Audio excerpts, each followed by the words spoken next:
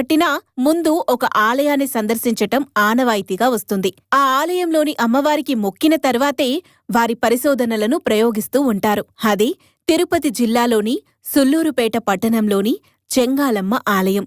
భక్తుల పాలిట కొంగు బంగారంగా పూజలందుకుంటున్న చెంగాలమ్మ ఆలయానికి ఆంధ్ర, తమిళనాడు, కర్ణాటక రాష్ట్రాల నుండి విశేష సంఖ్యలో భక్తులు వస్తూ ఉంటారు. అచ్చం మనిషి రూపంలో ఉన్న అమ్మవారిని దర్శించుకుంటే తమ కష్టాలన్నీ తీరిపోతాయని భక్తుల ప్రగాఢ విశ్వాసం.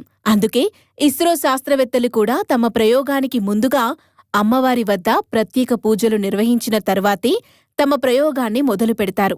ఇంతకీ శాస్త్రవేత్తలు కూడా పూజలు చేసే ఈ ఆలయం చరిత్ర ఏంటి? చెంగాలమ్మ తల్లి ప్రత్యేకత ఏంటి? ఇక్కడి స్థల పురాణం ఏం చెబుతుందో ఈ వీడియోలో క్లుప్తంగా తెలుసుకుందాం. దాదాపు 10వ శతాబ్ద కాలంలో సుబగిరి అనే గ్రామంలో గొల్ల కులస్తులు అధికంగా ఉండేవారు. వీరందరూ